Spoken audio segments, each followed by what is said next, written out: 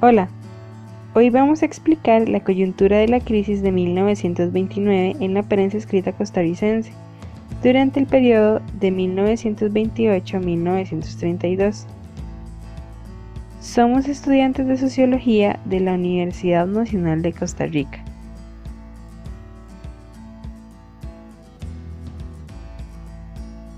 Angélica Gómez, Michelle Lanza, Nitsi Badilla, Kayla Murillo y Kaylin Segura.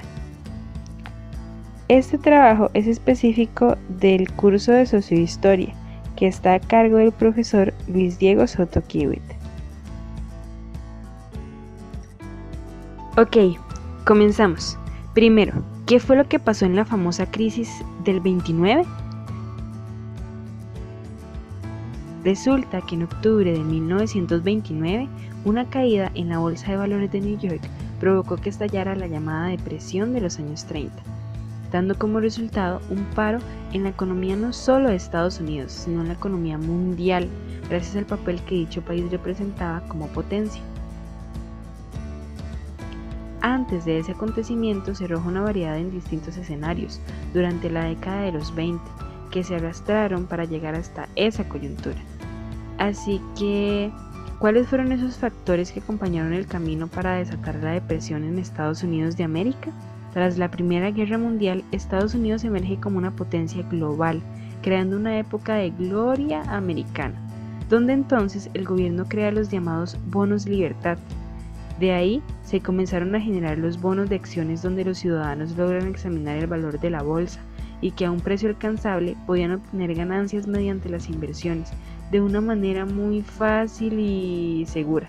Como respuesta de los bancos aparece por primera vez el crédito, siendo este un factor vital para la crisis, ya que al tener una tasa de interés tan baja, cualquier persona tenía al alcance esa opción, ampliando exuberantemente la cantidad de personas con deudas.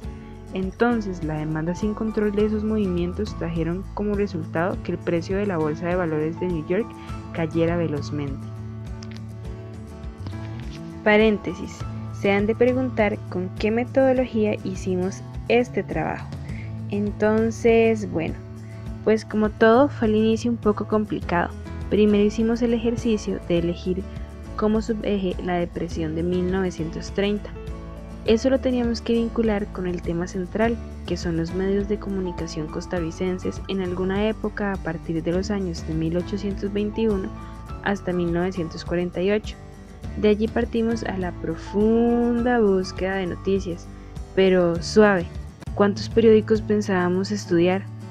Para eso elegimos un número al azar, que fue el 25, entonces tomamos todos los periódicos de esa fecha, de Diario de Costa Rica y Correo Nacional, periódicos locales e importantes de la época, entre los años de 1928 a 1932 como muestra.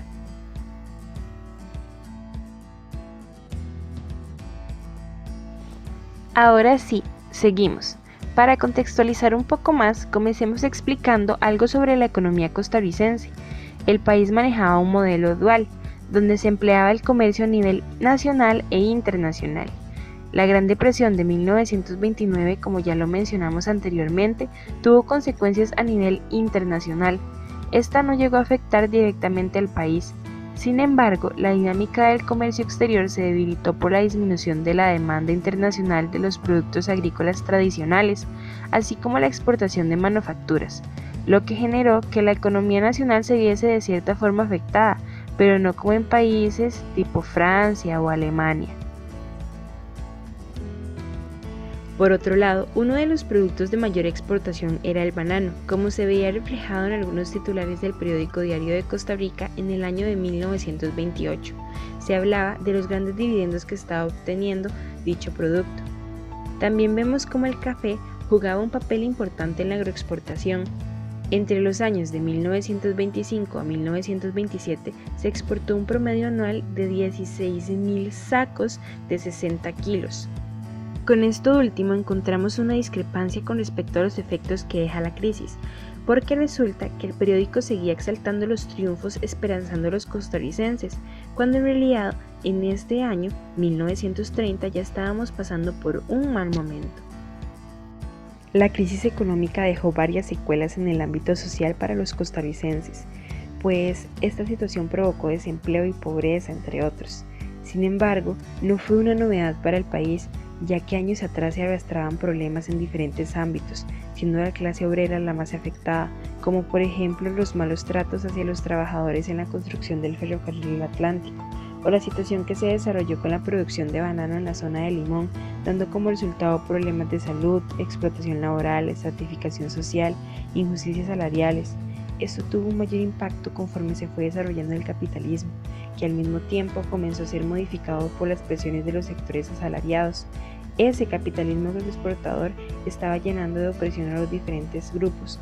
Las personas estaban cansadas de que el gobierno no pudiera enfrentar el desempleo y no pudiera manejar la inflación que se estaba dando. Pasando al ámbito político, podemos destacar que para finales de la década de los 20 e inicios de los 30, Costa Rica se conformaba como un estado liberal. Este, por medio de la Constitución, fue el instrumento fundamental para la organización de Estado-nación de las democracias burguesas. Esa conformación ideológica representaba un cambio político dentro de Costa Rica, ya que por medio de esa ideología las clases dominantes podían tener acceso a un alto capital y fortalecer más esa clase. Asimismo, esa perspectiva conllevó a que la clase proletaria se orientara a una lucha social y política. Arraigado a ello, se apropiaron a la ideología comunista. Entonces, para eso en 1931 se consolidó el Partido Comunista. En una nota del periódico Diario de Costa Rica del año 1930, en el mes de enero, se puede ejemplificar que los problemas sociales y el disgusto hacia el gobierno aún estaban muy vigentes. La nota decía lo siguiente: con los sueldos que paga el gobierno, ¿cómo es posible que se aconseje comer pan y agua? Lo que debe aconsejarse es ayuno perpetuo, porque si apenas logramos comer chayotes. Ese fragmento refleja la inconformidad que aún presentaba la ciudadanía hacia la posición que el gobierno tenía para con ellos en relación con los bajos salarios y con las malas condiciones que conlleva ello. Cabe recalcar que antes de la crisis el periódico Diario de Costa Rica informaba a los costarricenses la problemática interna del país. A pesar de ello, la información que se proporcionaba en las noticias de tal periódico era escasa e insuficiente, como lo siguió siendo durante la crisis. A partir de esa consolidación podemos reflejar el tipo de manipulación que se presentaba de la población dominante sobre la clase obrera mediante una censura de información de los medios de comunicación, ya que como lo vemos en el periódico Diario de Costa Rica, la información respecto a las reuniones del Partido Comunista era casi inexistente. Sin embargo, las noticias respecto a las reuniones del Partido Unión Republicano eran constantemente publicadas.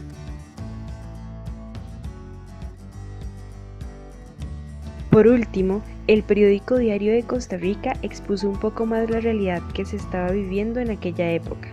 Cabe recalcar que no fue un medio de comunicación muy eficiente, debido a que sus notas no se encontraban con la suficiente profundidad para que la población costarricense entendiese el momento coyuntural por el que estaban atravesando. Como reflexiones de cierre, podemos decir que en Costa Rica los medios de prensa escrita seleccionados, como lo fueron Correo Nacional y Diario de Costa Rica, no se encargaron de informar de manera clara al pueblo costarricense el problema que acontecía a nivel mundial. Esto lo podemos justificar debido a que, en Correo Nacional las noticias vinculadas con la economía mundial eran casi nulas.